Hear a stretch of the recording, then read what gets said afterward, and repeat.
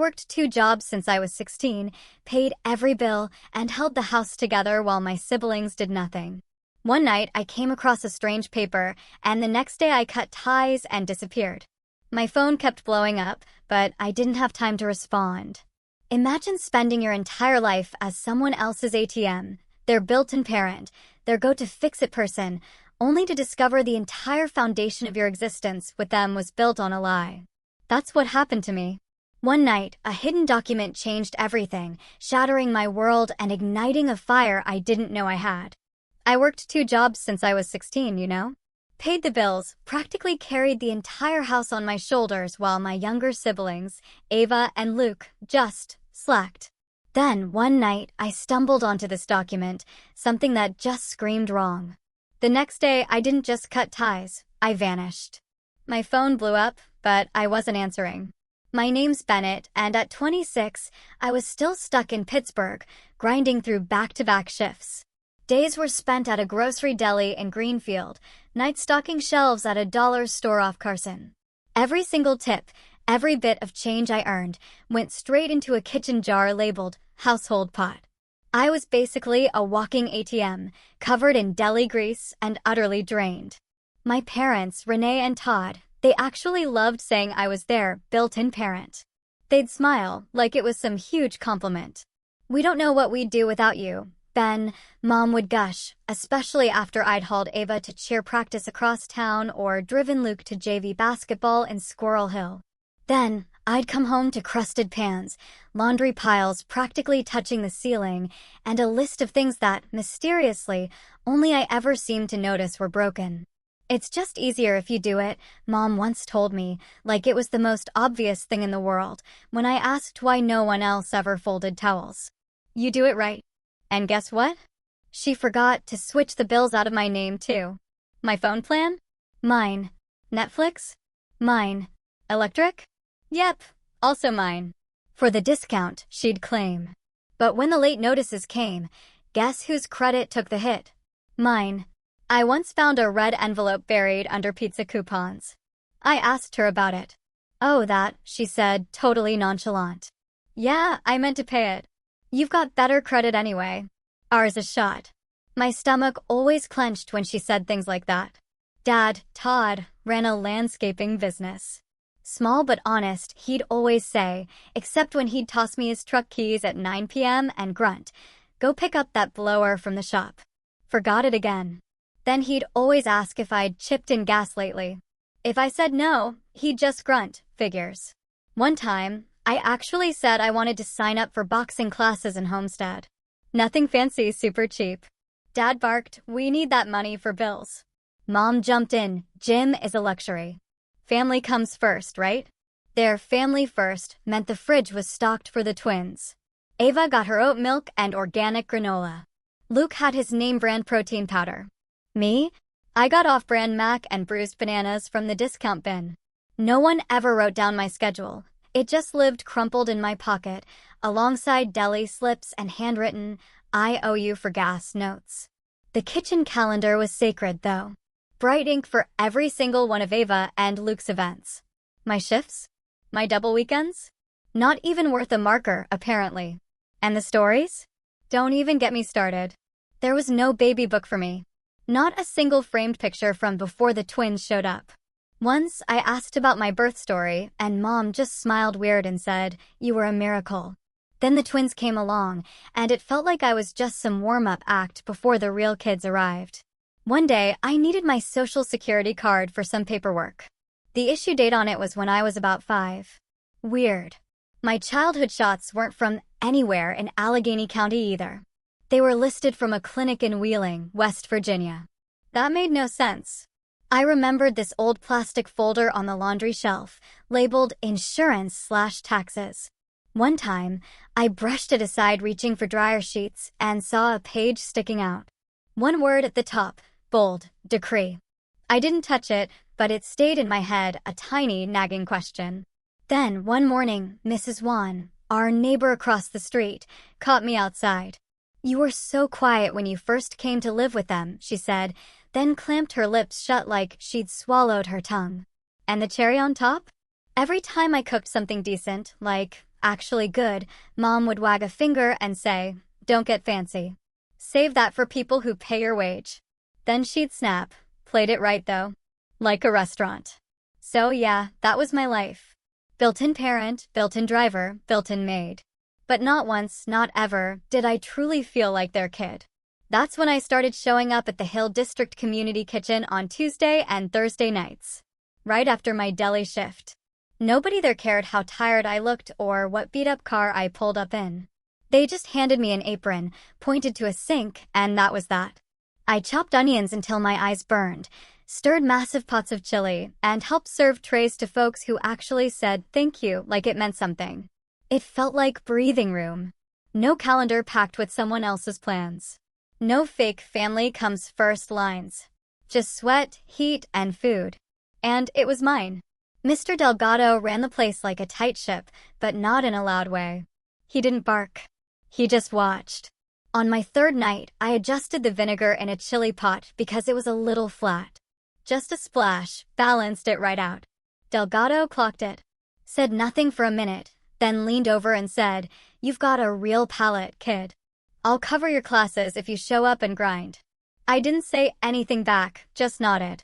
Because if I'd opened my mouth, I might have choked. The next night, he handed me a used ServeSafe book, pages bent, notes in the margins. Told me he'd walk me through it, and basic knife skills too. But I had to do the work. Then he looked me straight in the face and said, "Stop wasting time arguing with people who like your labor, but not your future." It landed hard. I'd been so deep in my grind, I hadn't even seen it. But yeah, he saw right through it all. I told my parents over dinner, already knowing how it would go.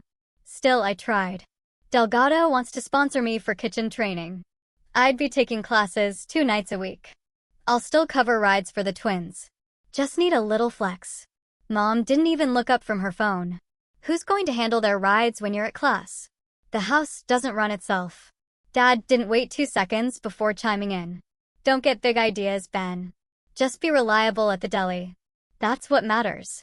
That's where the money comes from." They didn't ask who Delgado was. Didn't ask what I wanted to learn. They just shut it down like I was talking nonsense. The next morning, my deli manager pulled me aside before I clocked in. Said someone had called, anonymous, of course, claiming I'd been sneaking meat home at night. Cold cuts and rotisserie. A total lie. I laughed it off, but it stuck. He said he had to log it just in case. That same evening, Delgado dropped by the deli. No warning. Just came by for coffee. And while I bagged his order, he leaned in low and said, "If anyone asks, I'll vouch for you. You're straight. Don't let them scare you off." His tone didn't change, but it was the first time in a long while someone had my back without even being asked. A week later, I went down to the community college just to ask about enrolling, not even to register, just to figure out how to start. That's where I met Harper Diaz. She worked the registrar window evenings, said she was a paralegal finishing her own studies. She had this calm voice and didn't talk down to me once. When I told her I was trying to sign up and needed info for a real ID, she asked for my birth certificate details. I said I didn't have the original, only a copy. She frowned, just slightly. "If it's lost, you'll need to request a certified copy. Start early. You'll thank me later." Some counties drag their feet. She tapped a few things into the computer, paused, then asked, "Are the utilities and phone plan actually yours, or just in your name?" "Both," I said, but my stomach turned a little. She looked up. "If other people use the accounts and the payments fall behind, that's on you. Just be careful, okay?" She didn't say it like a warning, more like someone who'd been there and saw it coming. That night, I checked the junk drawer looking for my ServeSafe test date. Delgado said it should be mailed soon. Mixed in with expired coupons and an old charger cable, I found the letter unopened. The test date was 4 days ago. I held it up to Mom in the kitchen and said, "You get the mail every day. Why didn't you give me this?" She glanced at it, shrugged. "Must have slipped. Don't blame me if you're not organized." She didn't blink. Just went back to stirring her tea. I rebooked the test myself. Delgado said he'd cover the cost again, but only this once. "Show up next time, or don't bother," he said, his eyes steady. At church that weekend, Noah, this quiet guy who usually sat 2 pews ahead, caught me in the parking lot. Said he'd heard I was trying to get into culinary. I must have looked absolutely exhausted, because he didn't even ask why. Just said, crash on my couch if you need a breather until you find a place. We'll figure it out. I almost said no out of habit, but I didn't. I just nodded and said, yeah, that might help. It was after 1 in the morning. I was hauling the trash to the curb while a sink full of cold pans sat untouched. The twins' uniforms were still thudding in the dryer, and someone had left an empty milk jug on the counter like they expected it to refill itself. I stood there, hands wet, shoulders locked up from work and driving and hauling bags all day. Something in me just snapped. I said it out loud, quiet but sharp, right there in that kitchen under the buzz of the fridge light. I'm not your built-in babysitter. I'm done bankrolling this house. The next morning, I packed 2 duffels.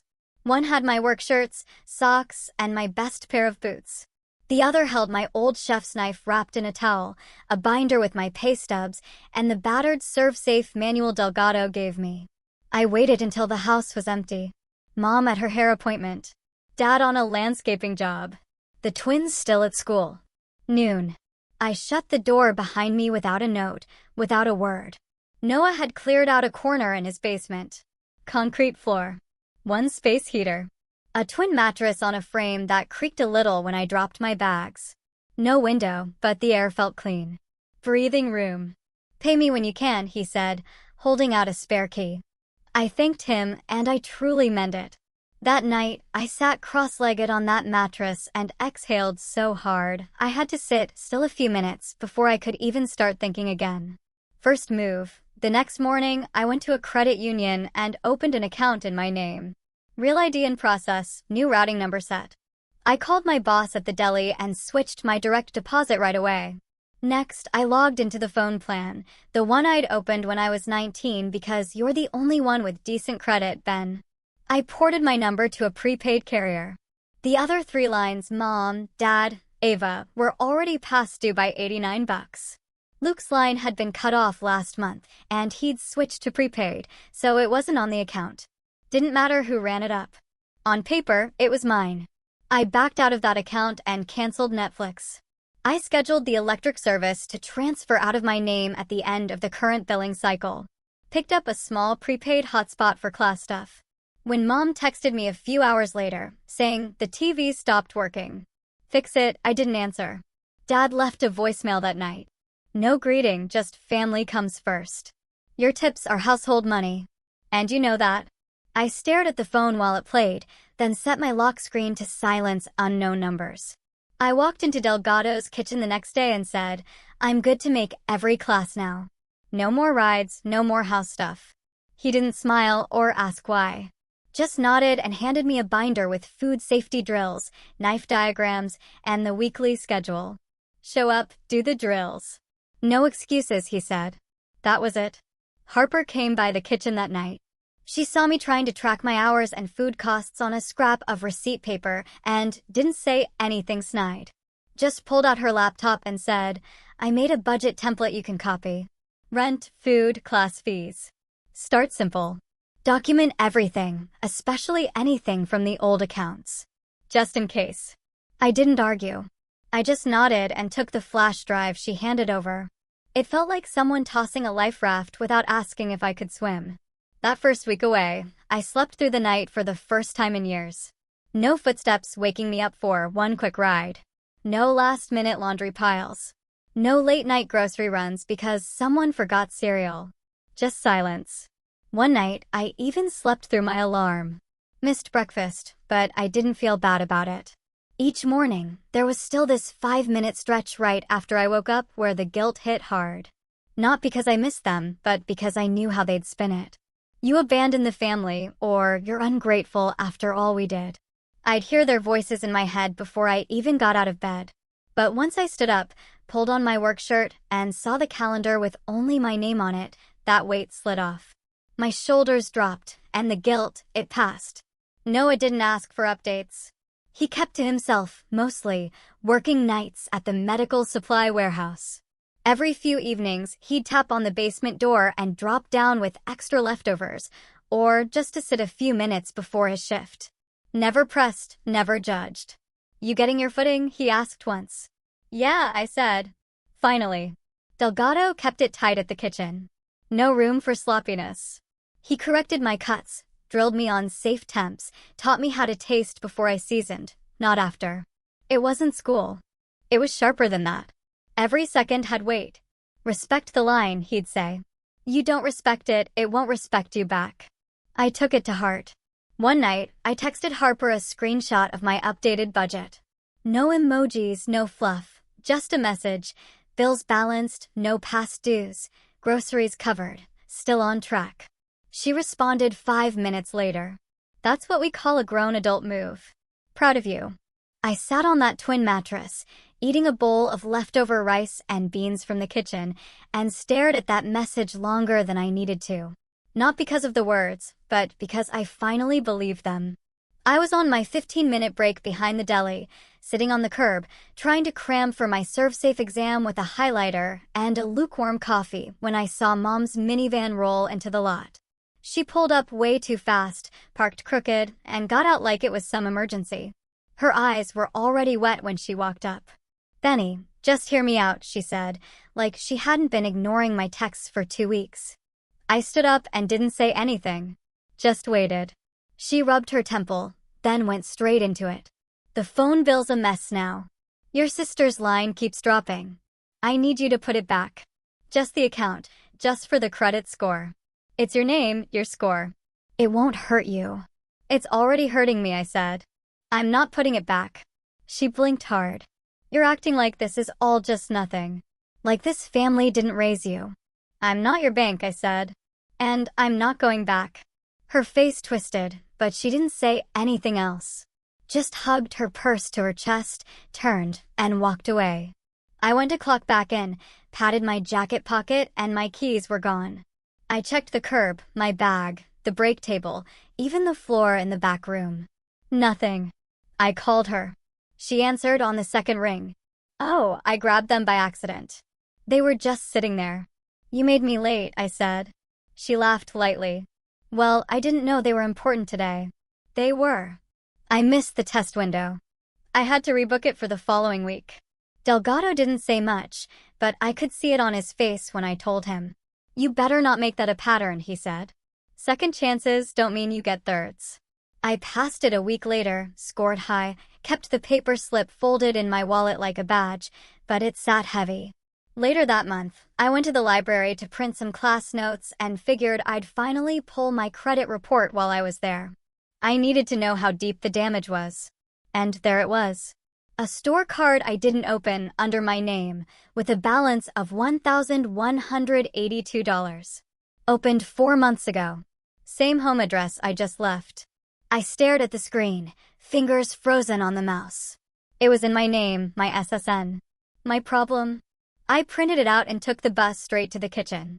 Harper was already there, doing homework in the corner with her headphones halfway on. I dropped the printout in front of her and said, "That's not my debt." She read it, jaw clenched. "We can dispute this. Also, you need to send them a cease and desist. If they use your info again, it needs to be on record."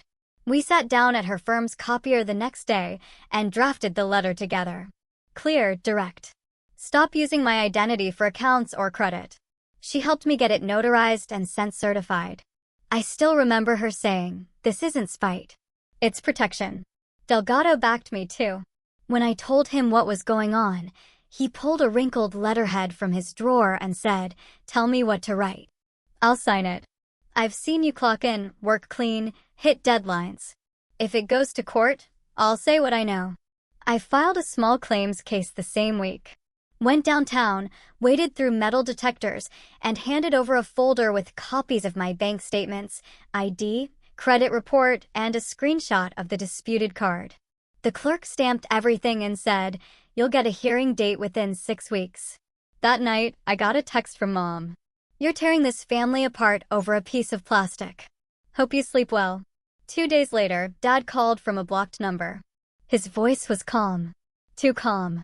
"Just put the Netflix back. Your sister's stressed." All this overreaction for what? I hung up. Delgado put me on steam table prep for the night crew. I stayed late practicing brunoise cuts on carrots and celery till my hands cramped. He walked past, glanced down at the cutting board, and said, "Clean cuts. That's how you keep the line flowing." I asked him about steam table timing. "How do I hold the greens without turning them to mush?" "No wasted motion," he said. "Season, taste, adjust. Stop second-guessing. You already know when it's right." I started trusting that. The nights were long, but they were mine. No side eyes, no guilt texts. Just prep, cook, clean, sleep. One night, Harper came by after her shift with a folder under her arm and a hot tea in the other hand. "Got bored," she said, mocked up a few logos. "Something simple. If you ever want to put a name to what you're doing." I flipped through the pages. Doodles, fonts, a little drawing of a fork next to a skillet. It hit harder than it should have. I asked if she ever thought of opening her own thing. "Not really," she said. "My mom tore everything I liked apart before I could finish it. Got good at not starting." We didn't go deeper than that. Just talked sauces for a while. Safe ground. Real ground. A couple nights later, Luke texted from a new number. "Mom says you stole from us." I stared at the message a long time. Thought about the phone bill, the late electric, the debt in my name, the ride schedules, the drained credit. I replied I didn't. "You know me." That was all I wrote. I didn't add anything else, and I didn't wait for an answer. The sun hadn't even cracked the sky when I parked outside the warehouse space in the Strip District. My Cambros were stacked in the back seat, labeled and taped down tight. I carried them in one by one, shoulders burning from weight and nerves, and set up my station near the back table by the utility sink. Pulled chicken with tangy slaw, pierogi hash with hot honey, and roasted carrot salad with mustard vinaigrette. That was my lineup. Delgado handed me the keys to that corner and said, "Don't overthink it. Just feed them." I taped a line diagram to the wall, labeled every tray, and double-checked holding temps like it was a state exam. Harper was already up front, setting up the sign-in table. She looked at my labels, raised an eyebrow, and smirked. "You labeled the tongs?" I shrugged. "I like knowing what goes where." She handed me a Sharpie. "Then you missed the sauce ladle. Get it together, chef." The volunteers trickled in around 7. Neighbors from the hill, a few church folks, a couple of food bloggers with camera gear that looked more serious than they needed. I kept my head down and my station clean.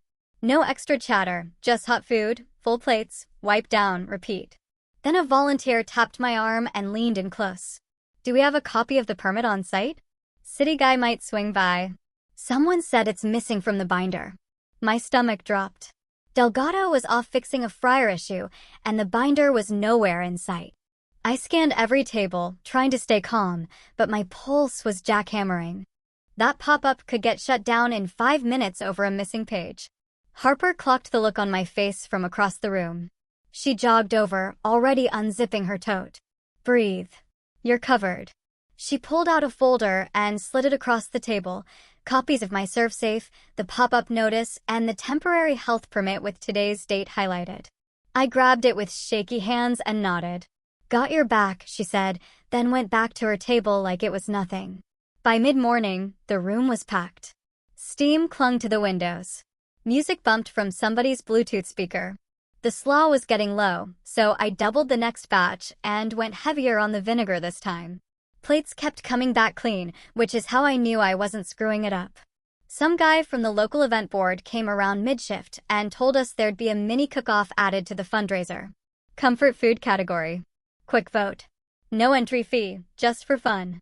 Delgado clapped once and shouted across the kitchen, "You and Bennett." I nodded. Already knew what I was submitting. Pierogi hash, caramelized onions, diced kielbasa, hot honey drizzle. Pittsburgh enough to feel familiar, but mine. At the end of service, they read off the winners over a staticky mic. My hash took first. They handed me a little envelope.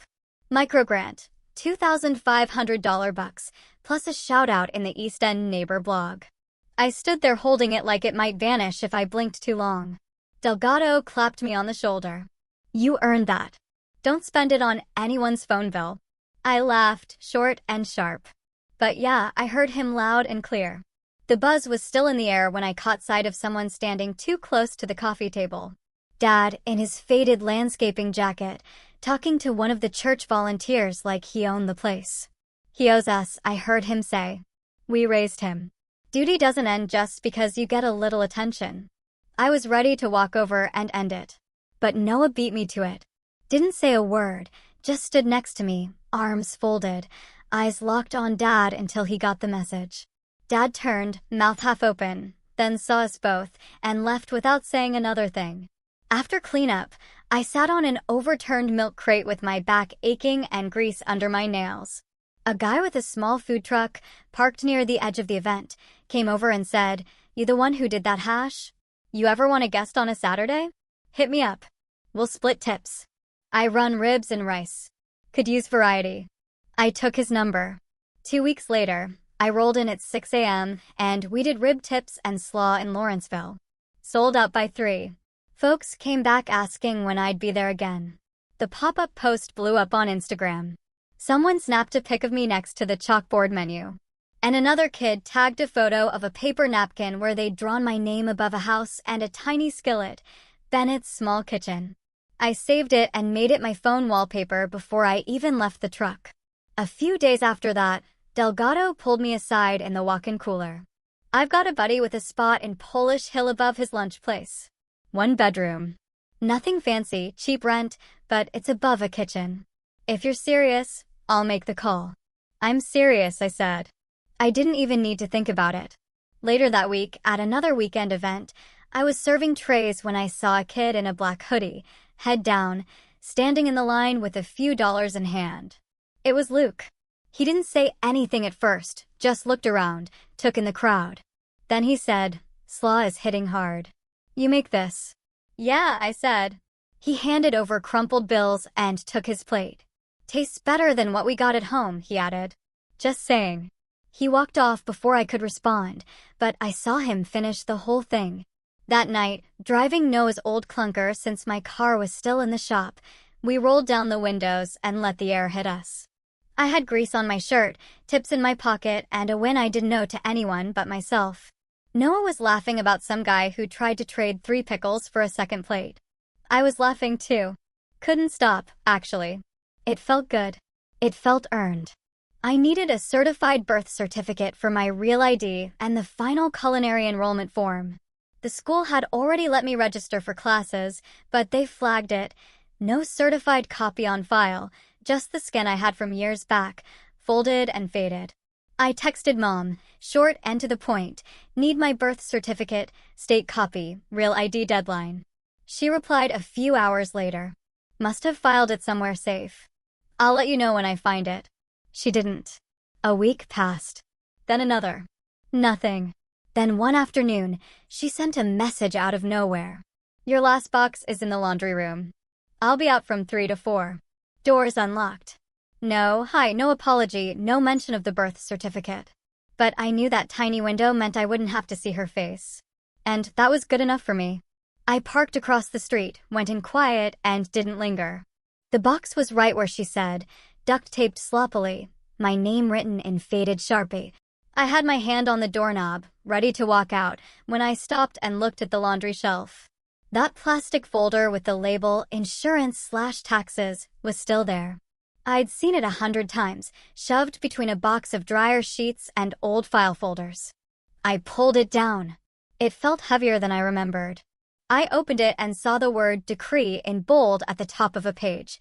Underneath it, Adoption Final Decree. I kept flipping.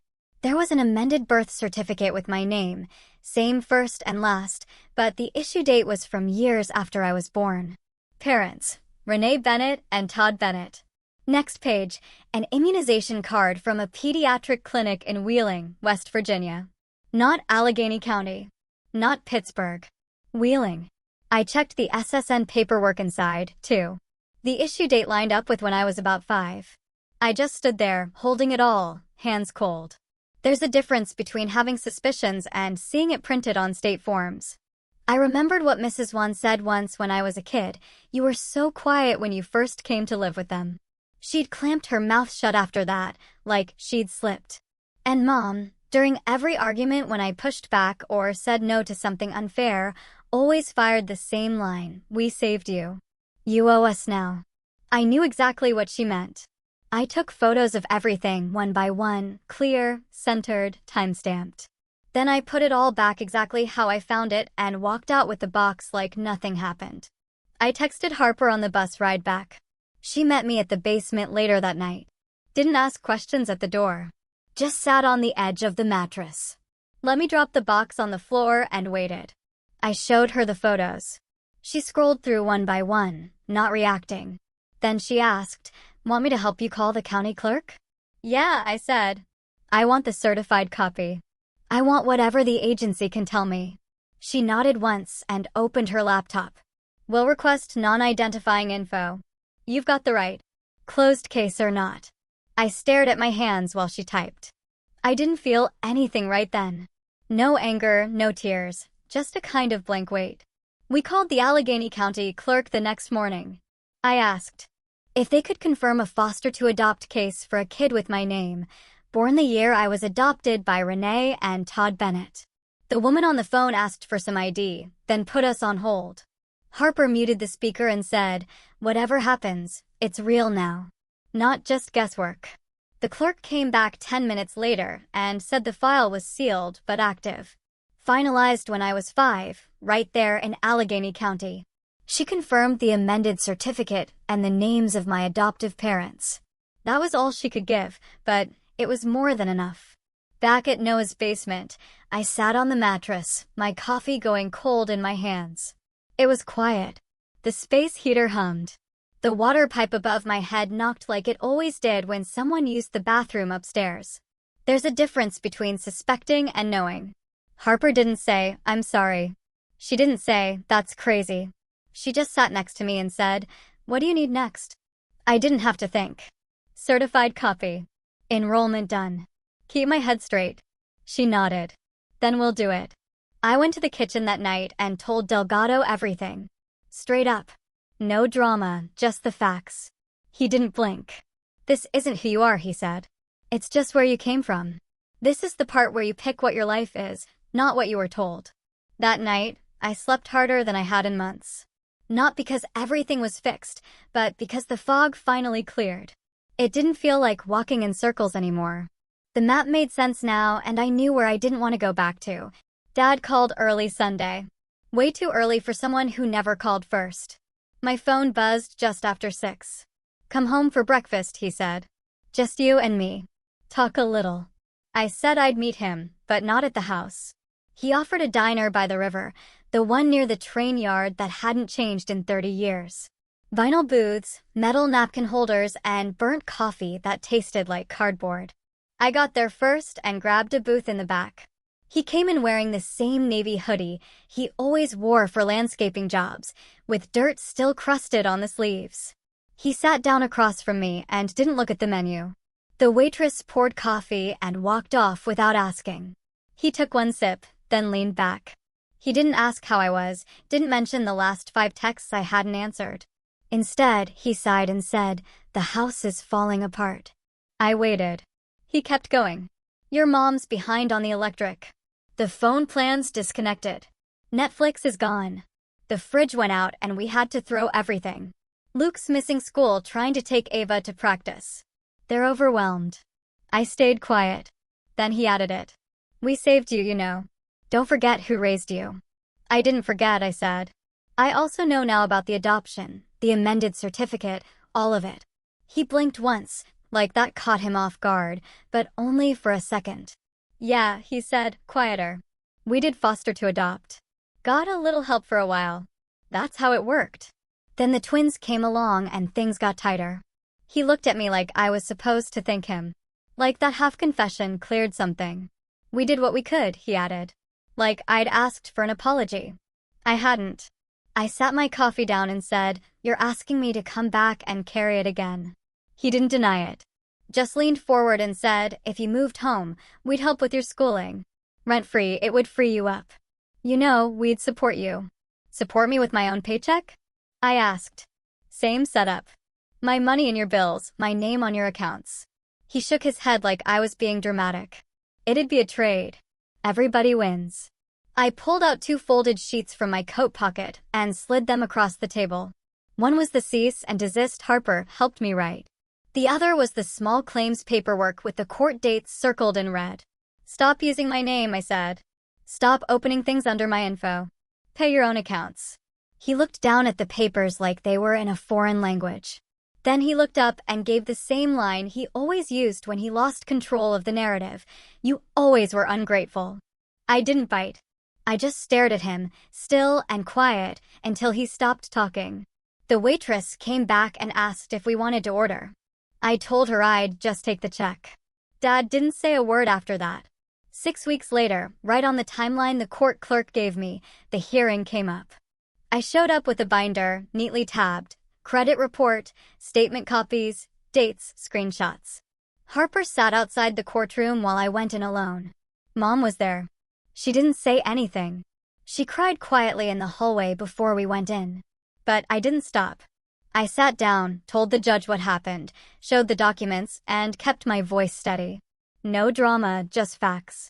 The judge sided with me, ordered a refund, said the store card was fraudulently opened and the Bennetts were not authorized users. I walked out, past Mom in the hallway. She reached out once like she might touch my arm, then pulled back and turned her face toward the window. I didn't say anything. I didn't need to. The next day, Delgado handed me a set of keys wrapped in a takeout menu. Small second-floor place over a lunch spot in Polish Hill.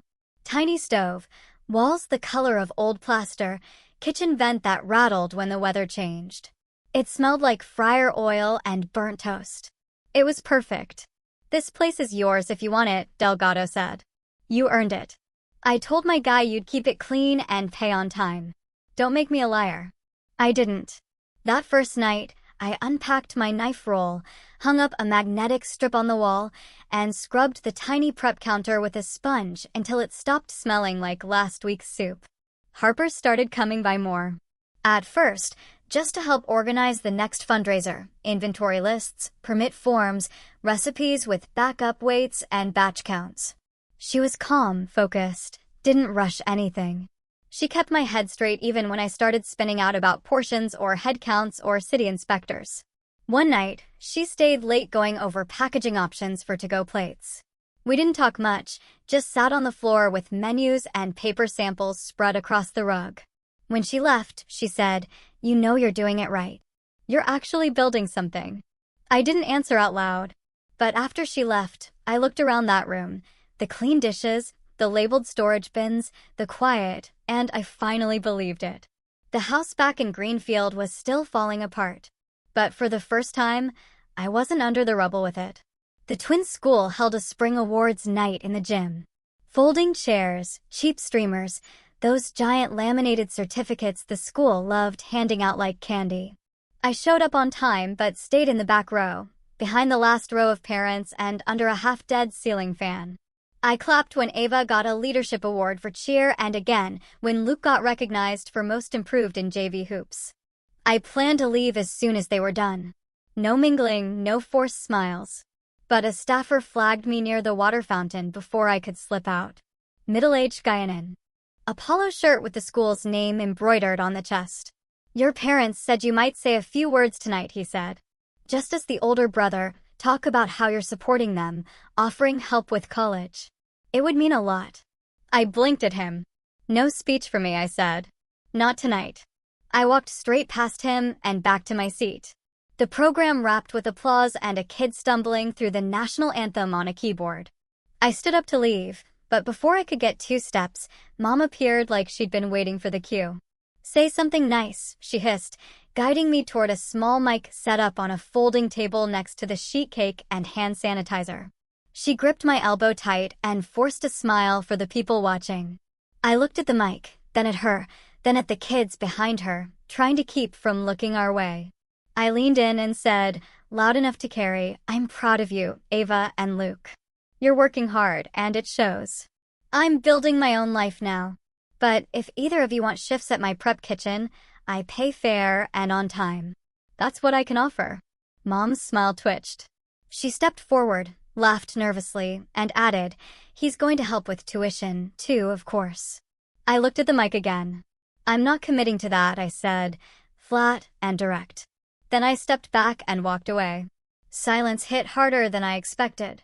A couple of parents suddenly found their phones really interesting. One mom looked down at her kid's snack cup like it was the most fascinating thing in the world. Dad stood stiff near the drink table. His jaw locked so tight you could hear it.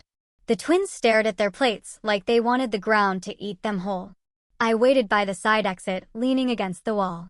Ava came over first, arms crossed, voice low. Mom shouldn't have done that, she said. I didn't know she was going to pull that. I believe you, I said. She hesitated, then added, I might take one of those Saturday shifts. I've been trying to save for books anyway. Good, I said. Let me know what weekend. Luke stood behind her, hands in his hoodie pocket, not saying anything. He didn't look mad, just blank like he'd hit shutdown mode. You good? I asked. He nodded once. No words. They walked out together. I stayed behind just long enough to avoid the parking lot circus. That weekend, I worked the flat top for the food truck guys event in Lawrenceville. The weather was trash, rain, and smoke mixed in the air like wet charcoal. But we still sold out. I didn't think about the awards night, not once during the rush.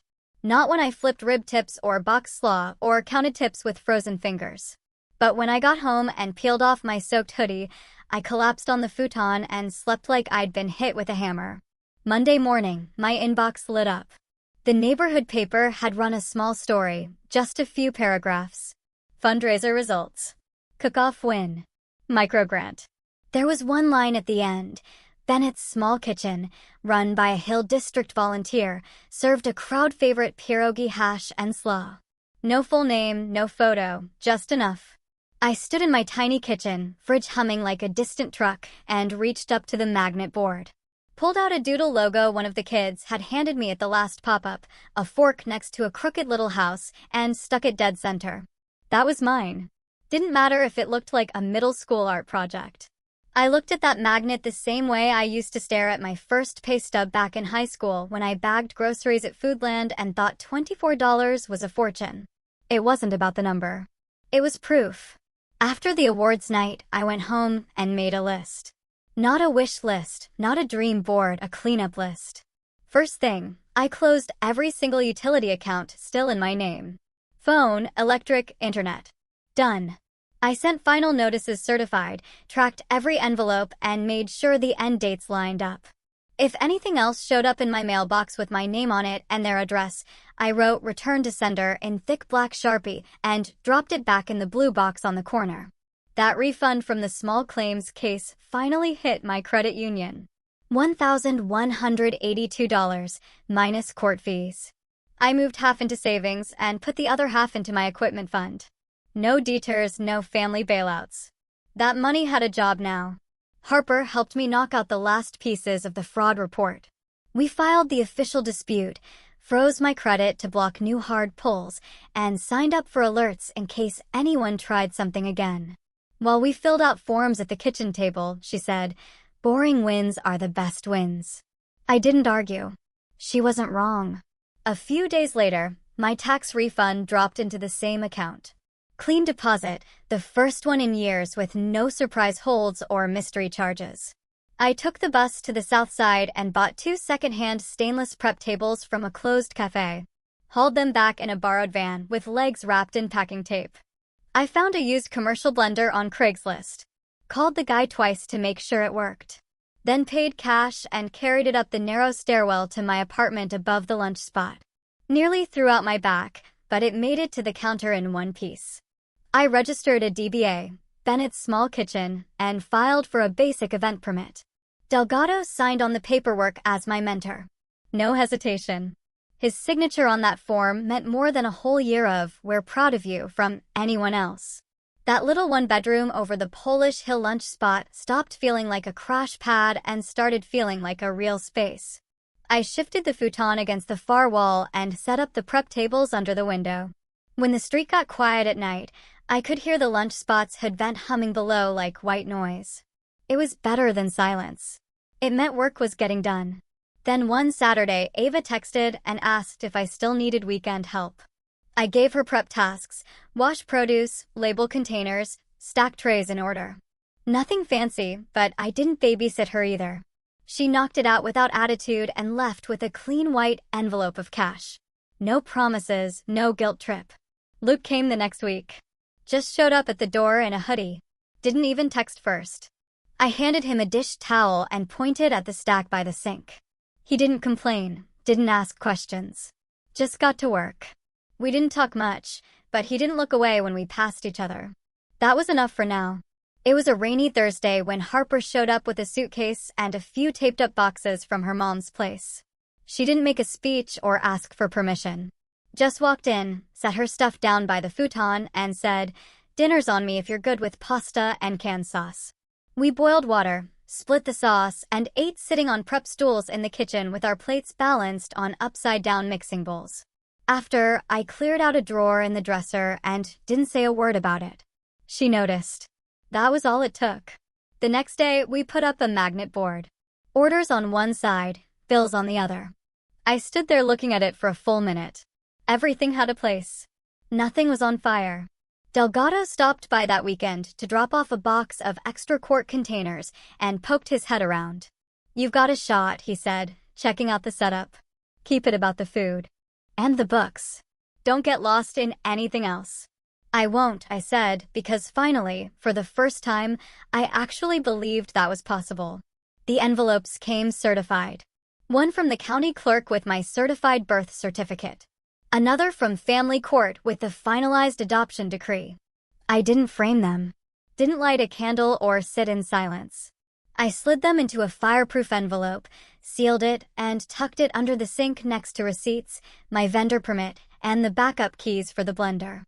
That was where the important stuff lived now. Right where I could reach it, but out of the way.